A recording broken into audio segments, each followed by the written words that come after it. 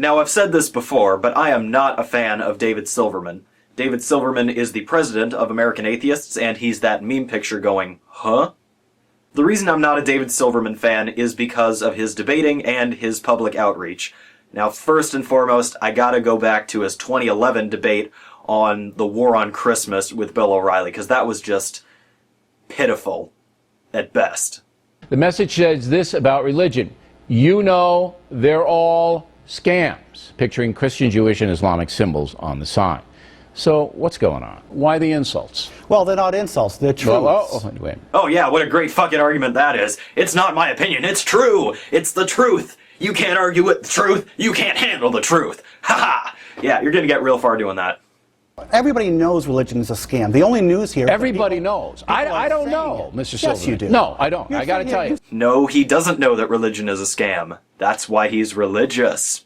And even if you know something deep down, but you don't recognize that you know it, that's the same thing as not knowing it.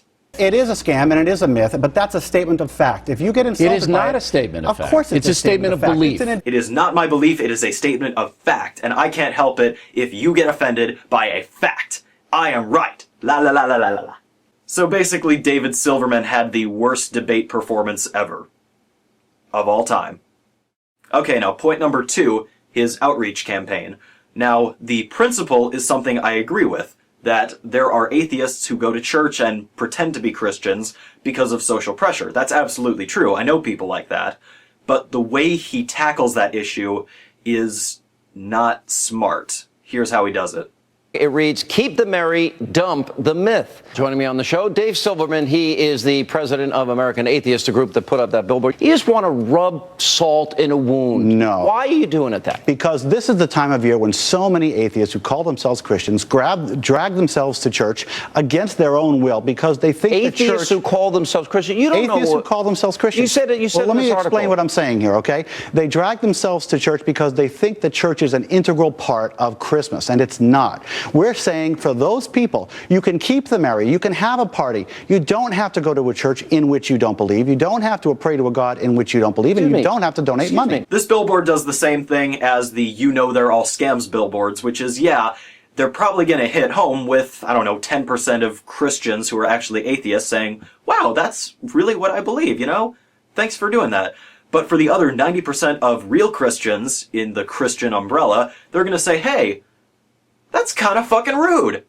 And it is kind of fucking rude, unnecessarily. If your goal is to reach out to closet atheists, I think the better strategy is to do something like that billboard that says, don't believe in God, you're not alone. There's a community for us. Because that is the same kind of outreach which says, hey, atheists, it's okay to be an atheist, we exist and stuff. And there's absolutely nothing that the Christians can say that's like, oh, I was offended. What, you're offended that other people with different views exist? Ha! Yeah, I don't think so. I'm not buying that bullshit. But with David Silverman's billboards, there's absolutely reason to be offended. You know, there is a justification to say, hey, that's rude. As opposed to the don't believe in God, you're not alone billboard, there's no way you can get offended by that and have anyone take you seriously. So really what David Silverman's billboards do is they reach out to 10% of the Christians, and to the other 90%, it paints a really nasty picture of atheists that say, aha, you're a myth, haha. It's like, it's just, it doesn't, yeah, it achieves your goal, but at a really high cost. And maybe he thinks it's worth it, but call me crazy, I don't agree, because pissing off 90% of Christians I don't think is a fair trade for, deconverting another 10%, especially if you can just deconvert the 10% without pissing off the other 90%. Now, there is a time and place to piss off Christians and Muslims and stuff. That's why we have Blasphemy Day. That says this is how far our free speech goes. But don't mix the two strategies, because then it's just confusing and ineffective on both counts.